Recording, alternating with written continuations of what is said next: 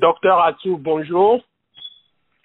Bonjour Émile, je profite de l'occasion pour adresser mes lumineuses pensées à toutes les filles et à tous les fils du Togo tout entier, spécialement à nos frères et sœurs travailleurs éprouvés sérieusement actuellement. Et au-delà de la matrice, c'est à l'humanité, à la création tout entière que j'adresse mes lumineuses pensées. Voilà, le CRD Togo est depuis 2013 l'un des tout premiers mouvements politiques à insister sur le retour de la Constitution de 1992 comme gage d'une élection libre et transparente et donc sans violence. Pensez-vous, 2 ans après, que la classe politique togolaise a sous-estimé l'importance de votre appel? Je vous remercie, Émile, pour l'opportunité que vous donnez au CRD Togo et par ricochet au mouvement Kekeli de pouvoir s'exprimer sur le dernier développement de l'actualité politique nationale. Effectivement, dans notre mémorandum du 21 juin 2013 sur la crise sociopolitique togolaise, le CRD Togo, dans ses conclusions et recommandations, avait demandé la mise en place d'un gouvernement de mission devant apaiser la tension politique dans le pays, ramener la conscience en procédant aux réformes politiques majeures en vue de l'organisation dans la transparence des élections justes, libres et équitables, garantissant la vérité des urnes. C'est vrai que c'est dans ce document que le travail doit être fait sur les réformes. Malheureusement, il est clair que pour des intérêts obscurs et partisans, notre appel, loin d'avoir été sous-estimé, n'a pas été simplement entendu. La réalité est que 2 ans plus tard, comme vous pouvez le constater, au niveau des institutions de la République, c'est le statu quo, et la tension politique dans le pays s'est exacerbée davantage aujourd'hui. Mais justement, le CRD a également œuvré pour l'union de toutes les composantes de l'opposition et la nécessité de mener des actions communes pour parvenir à l'alternance. Mais à la veille de cette présidentielle cruciale, cette opposition est plus que divisée. Et qu'est-ce qui explique, selon vous, cette division qui s'apparente à un suicide collectif? Vous le dites bien, Émile. L'opposition togolaise n'est autant jamais divisée depuis le soulèvement populaire du 5 octobre 1990. Si vous vous souvenez, au lendemain de la création du CRD et des législatives pour lesquelles nous les avons appelés à coaliser, à mutualiser leurs énergies et qu'ils ont refusé, et nous avons jugé nécessaire, vu l'évolution calamiteuse des stratégies politiques sur le territoire national, de créer un large rassemblement citoyen qui devrait regrouper les Togolais résidents et non résidents, d'où la naissance du mouvement Kekeli. Il est clair, Émile, que l'absence de vision politique claire et de stratégie et tactique politique cohérente et lisible, crevée de la guerre des égos et de la course au matérialisme et à la luxure, peuvent être constitutifs de l'explication à donner à ce degré d'auto-désintégration de l'opposition togolaise que vous semblez nommer suicide collectif. Aujourd'hui, cette opposition, comme on l'a dit, est divisée. Certains ont décidé d'aller à ces élections sans les réformes, d'autres pour le boycott, alors qu'une autre catégorie continue d'exiger les réformes avant les élections. Où se situe exactement le CRD dans ce lot? Émile, la position du CRD Togo ne souffre d'aucune ambiguïté, car elle a été bien déclinée dans l'appel de Bruxelles qui a sanctionné les travaux de notre première université populaire organisée avec le mouvement Kekeli le 4 octobre 2014 à Bruxelles. Pour rappel, il y était clairement mentionné la nécessité d'une suspension du processus électoral, d'un consensus républicain en vue de l'ouverture d'une transition politique pour apaiser le climat sociopolitique et mettre en œuvre les réformes et résoudre les urgences sociales afin de ramener la confiance dans les pays. Pour mémoire, au cours de cette déclaration, Sylvestre Appeler, notre coordinateur chargé de la diplomatie, la vision de la coordination, a rappelé le 17 octobre 2014, je cite, « La crise de la politique togolaise, loin d'être managériale, c'est-à-dire une crise de gouvernance, est avant tout éthique et sociale. » Et il a clairement relevé que les réformes constitutionnelles et institutionnelles sont impératives et constituent des préalables incontournables pour une élection présidentielle juste, équitable, transparente, sans violence, avant, pendant et après le processus électoral, et dont les résultats pourront être acceptés par tous. Au vu du climat sociopolitique actuel, ce n'est ni plus ni moins qu'une mascarade électorale qui est en cours. L'opposition sera comptable au même titre que le pouvoir en place si elle cautionne ce gangstérisme d'État. Fin de citation. C'était le 17 octobre 2014. On est à bientôt 6 mois de cela. Et comme vous pouvez le constater, il est clair que le CRD Togo et le mouvement Tekeli souscrivent totalement et de façon républicaine à l'organisation consensuelle de l'élection présidentielle précédée des réformes telles qu'elles ont été préconisées par l'accord politique global signé le 20 août 2006 à Lomé. Le CRD, le mouvement Tekeli, relève quand même avec constance, par ailleurs, l'arrimage du respect de l'agenda constitutionnel au bon fonctionnement des institutions de la République. Et ce qui n'est pas le cas actuellement, où la crise sociale a atteint son paroxysme avec la rupture de communication entre la synergie des travailleurs du Togo et le gouvernement, pendant que se multiplient les poches de contestation sociale dans le pays. Et il est clair que la sécurité humaine est le cœur et l'objet de toute société qui se veut respectueuse de l'humain. Donc, le bon sens voudrait qu'en ce moment, le pouvoir prenne sérieusement la mesure des risques encourus dans une lecture systémique et holistique des enjeux géopolitiques mondiaux actuels pour courageusement suspendre le processus électoral, ouvrir rapidement des consultations pour la mise en place d'un gouvernement de mission à même de résoudre l'épineuse crise sociale que connaît actuellement notre pays, qui est d'ailleurs sans précédent, et d'entreprendre les réformes constitutionnelles et institutionnelles, de même que celles du cadre électoral en vue de l'organisation consensuelle et transparente de la présidentielle. Il est clair, nous insistons là-dessus, que ce n'est pas seulement une histoire de fichier électoral. Quand on parle de cadre électoral, c'est tout le processus. On peut beau éliminer les doublons et tout le reste qu'on veut du fichier électoral, mais la traçabilité des résultats,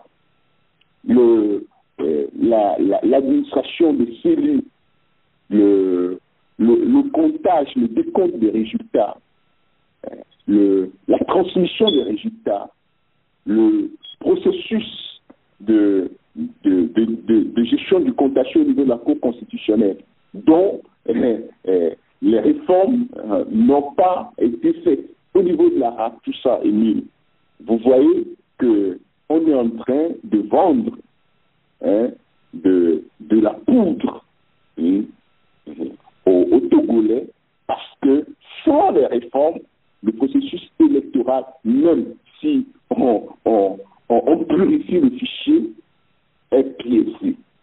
Justement, docteur Atou, dans le cadre de vos activités, le CRD Togo a lancé depuis un référendum d'initiative populaire pour recueillir 500 000 signatures afin d'aller donc à ce référendum et exiger le retour de la Constitution de 1992. Selon certaines déclarations, il paraît qu'il y aurait des partis politiques qui œuvrent en sous-marin pour torpiller cette initiative. Est-ce que vous confirmez? Oui, Émile, il faut souligner que c'est vrai que le 4 octobre 2014, comme je venais de le dire précédemment, lors de notre université populaire de Bruxelles, nous avons lancé sur la base du 4.3, c'est-à-dire l'article 4 alinéa 3 de la Constitution de la République togolaise, le référendum d'initiative populaire, le RIP, sur la réforme constitutionnelle et institutionnelle avant la tenue de la présidentielle de cette année. Effectivement, comme l'ont souligné à plusieurs reprises Abbas Kaboua du MRC, qui était jusqu'à récemment membre de CAP 2015 et proche de Jean-Pierre Fabre, et certains éditeurs de la diaspora sur Canal K, à la radio Canal K, il nous a été rapporté que l'AMC, par la voix de son président national, Jean-Pierre Fabre, a appelé les gens à ne pas adhérer à la campagne de collecte de signatures que nous avons ouverte le 13 novembre 2014 sur le territoire national et qui est censé déboucher sur la collecte des 500 000 signatures requises pour que la Cour constitutionnelle valide le référendum d'initiative populaire sur la réforme constitutionnelle et institutionnelle avant la tenue de la présidentielle actuelle. Permettez-nous quand même d'affirmer avec profonde conviction aujourd'hui qu'il ne fait aucun doute que ce référendum devrait aboutir à la limitation du mandat présidentiel et au suffrage à 2 tours et ouvrir de facto la voie d'une révision profonde du code électoral. Et cette dernière étant la condition sine qua non pour une élection présidentielle transparente et la vérité des urnes. Comment, Émile, comprendre que l'opposition togolaise, dans sa globalité, a joué avec une telle initiative d'envergure qui donnait le pouvoir de l'arbitrage au peuple souverain? C'est grave, Émile. Oui. Et il appartient à tous les Togolais qui aiment leur patrie, et passionnés d'en juger. Docteur Atou, récemment, le CRD Togo a écrit au médiateur de la République, Awa Nana, pour qu'elle ramène le gouvernement à la raison en vue d'un processus électoral vraiment démocratique. Mais Awa Nana ne s'est pas retrouvé dans ce rôle et a précisé que ça ne relève pas de ses compétences. Pensez-vous qu'au Togo, les institutions de la République sont vraiment crédibles et ont les coups de franche? Notre question délicate. Ce que je peux vous dire de prime abord, c'est jugez-en par vous-même par rapport à tout ce que vous venez de dire. Madame Awa Nana Daboya est égale à elle-même, de mon point de vue, comme ce fut le cas déjà lors de la présidentielle de 1998. Même pour les conflits de travail qui relèvent de ses attributions de médiateur de la République, avec une légèreté inouïe, elle esquive sa responsabilité derrière un aveu d'impuissance et d'irresponsabilité politique ou de manque de courage politique. Tout porte à croire qu'elle n'espère que les décorations, une marionnette à l'œil, suivant le maniement direct de son créateur. Quant aux autres institutions de la République, la HAC, la Cour constitutionnelle, la CENI, tout ce qu'elles nous ont servi de février à ce jour prouve à suffisance que vous devez les reconnaître à leurs fruits. Faire les vrais sujets en mettant en place des institutions vides de pouvoir, malheureusement pour nous, le CRD et le mouvement Kekeli, résulte d'une incohérence stratégique et d'une mauvaise lecture des grands enjeux géopolitiques mondiaux qui ne concèdent aucune place à l'erreur aux petites nations comme les nôtres qui s'endorment jusqu'actuellement. Parlons donc plus globalement de ces institutions. On va citer par exemple la CEDEAO qui s'est impliquée dans la crise togolaise. Le mois passé, le président en exercice de la communauté économique des États de l'Afrique de l'Ouest, le Ghanéen John Mahama, a obtenu un report de 10 jours pour corriger le fichier électoral. Êtes-vous satisfait de ce report de 10 jours? Je veux dire que le CRD, le mouvement Kekeli, salue l'intérêt que porte la CEDEAO à notre pays conformément à son protocole ASPE 12/01 sur la démocratie et la bonne gouvernance, signé et ratifié par le Togo. Mais nous regrettons le fait que ces efforts ne s'appuyent pas sur le fond du problème togolais. Ce d'autant plus que la continuité dans l'action politique et la crédibilité de l'institution sous-régionale voudrait que la CEDEAO rappelle d'abord officiellement à Faure Gnassingbé le strict respect des principes constitutionnels communs à tous les États membres de la CEDEAO, prescrits par l'article 1er du protocole susmentionné, et notamment l'organisation des élections libres, honnêtes et transparentes. Ce n'est qu'après cela que son engagement, et ensuite d'ailleurs, il faut dire que la CEDEAO avait pris l'engagement à la veille des législatives de 2013, si vous vous souvenez, avait pris l'engagement de venir au Togo discuter avec les acteurs politiques. C'est pas qu'elle avait pris l'engagement, la CEDEAO avait pris sur elle de venir au Togo, discuter avec les acteurs politiques. Et suite à cette mission, en ce moment c'est Ouattara qui présidait la CEDEAO, et Faure Gnassingbé avait pris l'engagement d'opérer les réformes politiques prescrites par l'APG de la mise en place de la nouvelle législature. Et cela aussi, Dramani devait le lui rappeler.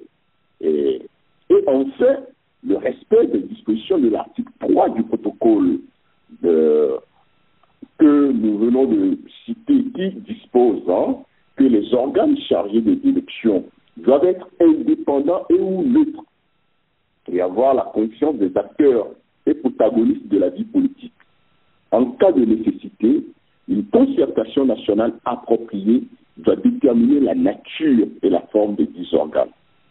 Donc, à la lumière de cette disposition de l'article 3 du protocole, il est clair que le report de l'élection demandé par la CEDEAO est en conformité avec les lois de l'institution sous-régionale visant l'intégration régionale.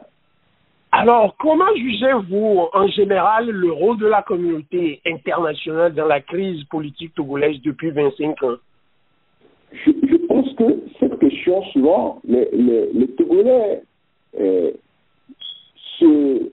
la posent et s'appesantissent beaucoup là-dessus. Mais je m'en vais vous dire, Émile, avec beaucoup de recul et de rigueur envers nous-mêmes, qu'il n'y a rien à attendre passivement de la communauté internationale qui, par essence, agit selon ses intérêts et à la mesure de la psychologie des peuples. Il appartient donc impérativement au peuple togolais de prendre courageusement son destin en main. Certainement qu'il doit être aidé pour ce faire par un leadership politique clairvoyant à même de décrypter les enjeux géopolitiques et géostratégiques mondiaux. C'est à cette œuvre que nous, au CRD, au mouvement Kekeli, nous nous attelons, parce que ce n'est plus l'heure des incantations, Émile. Il faut que vous, les journalistes, vous aidiez les populations à comprendre que les prestidigitateurs qu'ils acclament ne peuvent pas nous amener à bon port. Le moment de la lucidité est arrivé. Parce que, quand vous voyez ce qui se joue de par le monde, la communauté internationale n'est là que pour ses intérêts. Et ne va pas, tant bien que parfois elle force, quand les peuples sont soudés, elle ne peut pas les infiltrer et faire à sa guise. À tous les leaders politiques, de quelque bord que ce soit, soucieux de l'intérêt supérieur de la nation, de décrypter la géopolitique mondiale et d'amener avec clairvoyance notre pays à sortir de l'ornière. Aujourd'hui, pour finir oui, cette question, Émile, si vous me le permettez, je voudrais quand même dire que, tout comme la CEDEAO, la communauté internationale, dans le processus électoral de notre pays, joue son jeu à la mesure de la réactivité de notre peuple. La preuve, l'OIF, l'Organisation internationale de la francophonie, a envoyé des experts pour épurer le fichier électoral à la demande, paraît-il, du gouvernement selon Gilbert Bahara. Le PNUD, les Nations Unies, via le PNUD de Mme Londiaï, Kardiata Londiaï, font beaucoup de choses, ne serait-ce que, si vous permettez, tous les apports financiers qu'ils ont faits, que ce soit à la HAC, que ce soit à la Cour constitutionnelle, que ce soit à la FOSEP 2015, que ce soit à la société civile, l'Allemagne de Merkel aussi s'est joint à cela. Hein, et tout ça procède de manœuvres politiques qui visent à faire croire qu'on est intéressé par le Togo. Mais voyez-vous, Émile, pour faire des élections, c'est des hommes qui vont voter. La crise sociale que connaît le Togo est sans précédent, hein, depuis l'indépendance. Mais est-ce que vous avez vu quelqu'un de la communauté internationale s'intéresser à cette crise sociale? Pour eux, il faut aller voter pour que leur business roule. C'est là où les Togolais doivent ouvrir les yeux et comprendre que la communauté internationale, ce n'est pas le bon père ou le bon Dieu qui veille au bien-être de ses enfants. Non, loin de là. Donc, l'histoire de report de 10 jours, hein, qu'est venu valider M. Dramani du Ghana, est loin de résoudre les graves irrégularités que comporte le processus électoral togolais. Nous devons, nous-mêmes Togolais, j'insiste encore, nous tourner vers nous-mêmes, identifier les vrais enjeux pour notre nation, cesser de disperser nos énergies. C'est très important, Émile, la dispersion des énergies. Nous devons les arrêter pour mutualiser nos énergies et relever la matrice. Justement, comme approche de solution, certains proposent une transition politique pour opérer les réformes afin d'organiser une élection plus crédible. Est-ce que le CRD Togo partage cette vision? Certainement, Émile. Il s'agit d'une approche de bon sens que le CRD Togo, dès sa création le 15 juin 2013, n'a de cesse de préconiser, comme l'attestent nos différentes déclarations, notamment notre mémorandum du 21 juin 2013 sur la crise sociopolitique togolaise. Il faut faire mémoire que le CRD regroupe des mouvements, des organisations citoyennes de la diaspora comme des individualités. Et donc, dans le CRD, il y a le CVU.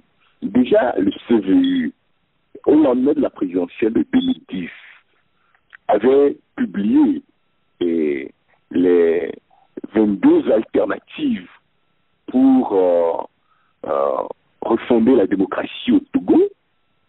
Ensuite, ça c'était le 19 mai 2010 que nous avons publié ça. Ensuite, le même CVU, en octobre 2010, a publié un plan de sortie de crise pour le Togo. Et dans ces deux documents, nous avons fait état de la nécessité de l'ouverture d'une transition pour que nous puissions résoudre de façon sérieuse les problèmes auxquels est confronté notre pays. Pour nous, aujourd'hui, il est clair maintenant que le CVU est dans le CRD et pratiquement s'est fondu dans le CRD.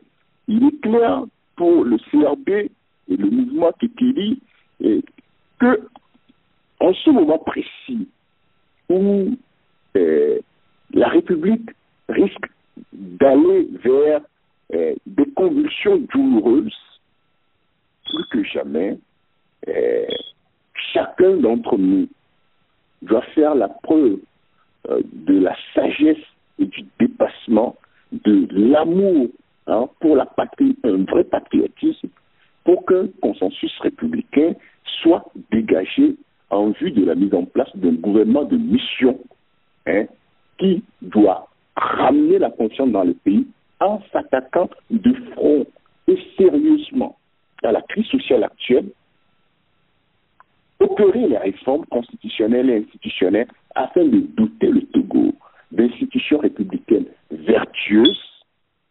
Ça voudrait dire que les fondamentaux de la République doivent être remis à l'endroit et après organiser les élections générales, les élections présidentielles et locales. Et voilà comment nous voyons les choses.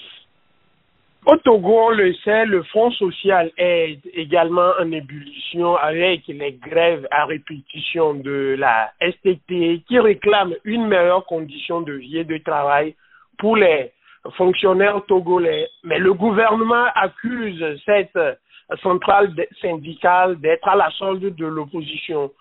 Pensez-vous aussi que ces syndicalistes sont manipulés? Permettez-nous, Émile, de rappeler que la représentativité syndicale est l'instrument majeur du dialogue social et partant de l'émergence dans notre pays de la démocratie sociale.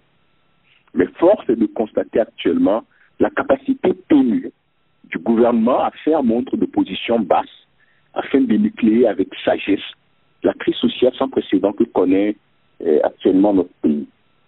Pour observer le mouvement Kekeli, il importe de ne pas faire abstraction des mobiles qui fondent la grave ébullition actuelle du Front social. Pour mémoire, et tenons à le rappeler, les engagements pris par le gouvernement lors du dialogue social de 2006, avec la mise en place du cas de suivi, n'ont pas été respectés. Nonobstant la montée en puissance en 2013 de la synergie des travailleurs du Togo, dont les manifestations avaient débouché sur la mort en avril 2013 à Dapaon de 2 jeunes collégiens martyrisés, à savoir Anselme et Duty. D'ailleurs, les enquêtes n'ont pas donné de suite à ce jour. Et ce n'est pas sans révolter la synergie des travailleurs et les populations. Au décours de cette tragédie, quand même, nous n'allons pas être dans le déni de ce que le gouvernement fait de positif. Le gouvernement a fait des efforts pour apporter certaines réponses positives, bien entendu, aux revendications, après que du sang innocent est coulé sur la terre de nos aïeux. Mais malheureusement, le gouvernement n'a pas continué dans la même lancée en faisant preuve du respect de la dignité des travailleurs, qui quand même constitue l'épine dorsale de la République, comme nous l'avons souligné dans notre communiqué du 15 février, avant que la situation ne s'aggrave, pour soutenir la synergie des travailleurs du Togo et tous les Togolais. Comment comprendre que les engagements convenus en 2013 et qui ont motivé la mise en place d'une commission interministérielle dont les conclusions des travaux transmis en décembre 2014 au gouvernement soient ignorées concernant le relèvement de 280 points de la grille indiciaire?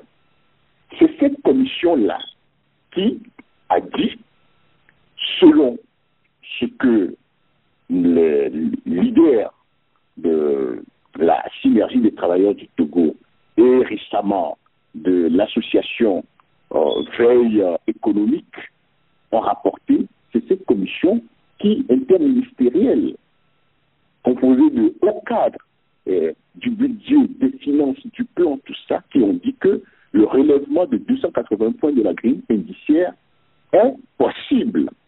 Et c'est sur ça que s'arc-boute la synergie des travailleurs. Ce relèvement de 280 points de la grille indiciaire va amener à débloquer une argent d'environ 20 milliards de francs CFA pour faire face au coût de l'augmentation de la masse salariale.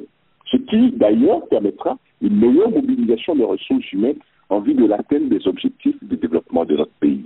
Mais comment comprendre? Pour nous, au CRD, c'est important, nous insistons là-dessus, avant de répondre à votre question, mais comment comprendre qu'au moment où le gouvernement réussit à répondre favorablement aux légitimes revendications des travailleurs, qu'ils soient alloués dans le budget 2015 de la République 56 milliards de francs CFA au ministère de l'économie et des finances, où on ne fait que de la paperasse en grande partie, où c'est l'intelligence humaine et stratégique qui est déployée, on alloue 56 milliards à ce ministère, alors qu'on a fait 5,46% du budget à la santé, contrairement aux 15%, je dis bien 15% recommandés en 2001 par les accords d'Abuja, qu'avait signé à l'époque le président Eyadema, et on alloue 1,75% à l'éducation, pendant qu'il est sériné par le même gouvernement, l'émergence du Togo en 2030, avec le fameux Boupo Tako là, qui parle de vision Togo 2030. Et le sérieux, Émile, les fondations de la République sont chancelantes avec l'état actuel des secteurs de l'éducation et de la santé. Allez-y fouiner vos nez et votre nez pour voir ce que sont les infrastructures actuellement dans le pays. Et ça, c'est les secteurs de la santé et de l'éducation dont nous parlons, sans oublier ceux de l'agriculture. Mais l'enquête Afro-Baromètre de janvier de cette année a montré que les Togolais ne mangent même pas un repas par jour. Plus de la moitié des Togolais. Le problème du logement, du foncier. Voilà les bases de la République. Les soubassements sont chancelants. Et on nous parle de vision 2030. Quand vous n'avez pas des bases solides, comment vous pouvez construire une maison?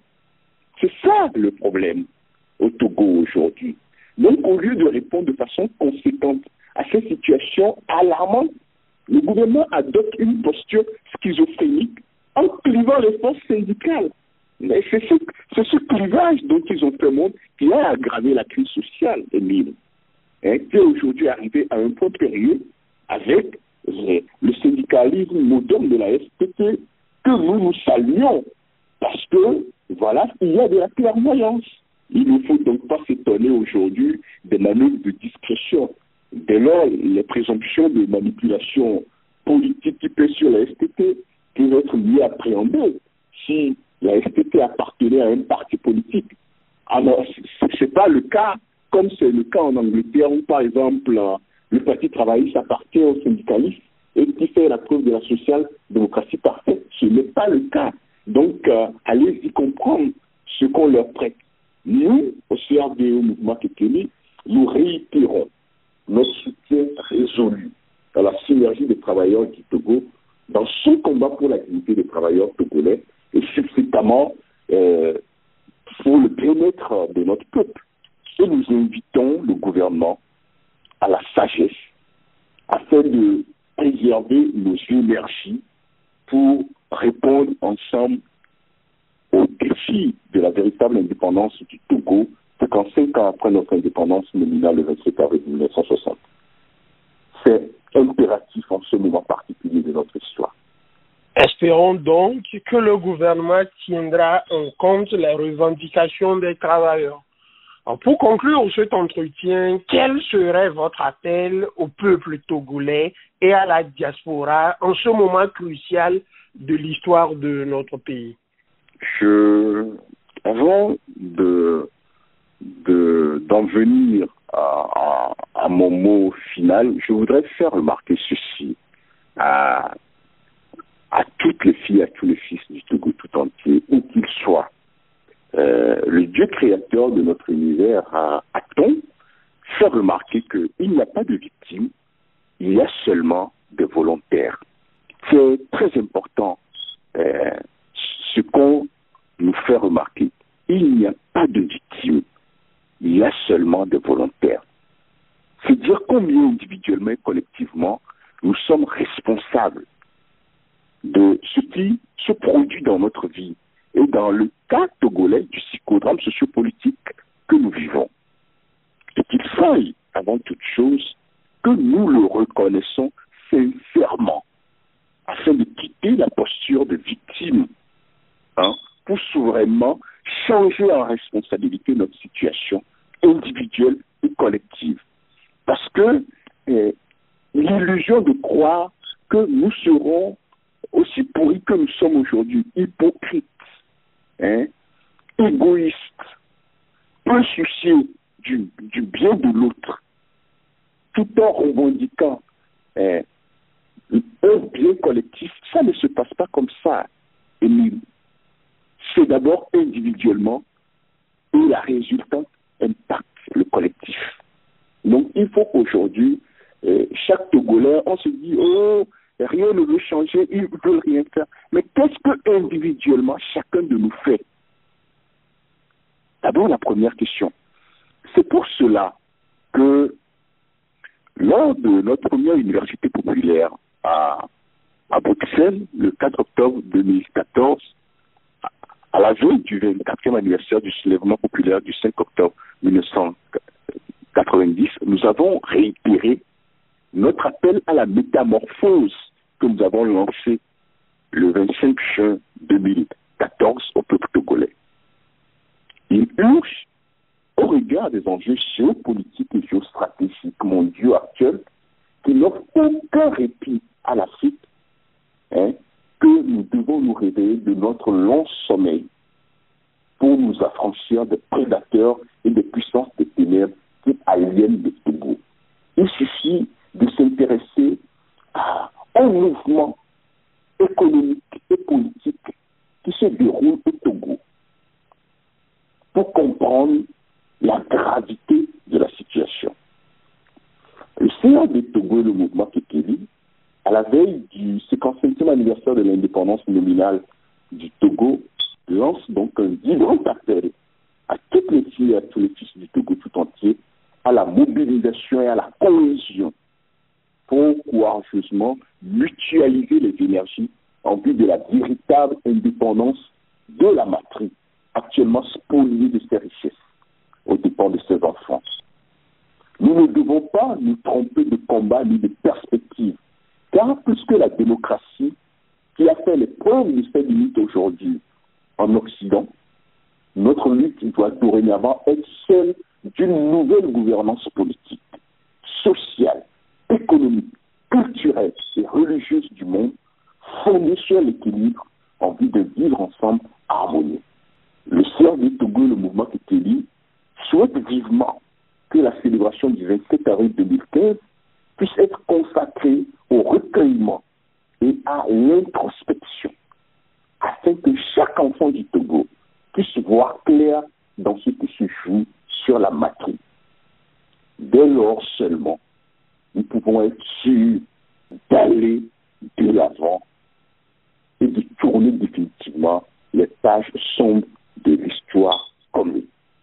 Je dirais, comme dernier mot, joyeuse fête de Pâques à tous et que Dieu bénisse l'humanité et la création tout entière. Le Togo, certainement, sortira des longues ténèbres, des épaisses ténèbres qui pèsent sur nous, parce que la lumière est déjà là. La lumière est déjà là. Et il nous revient chacun de nous l'approprier pour infuser la patrie et que les ténèbres dissipent. Je vous remercie, Émile.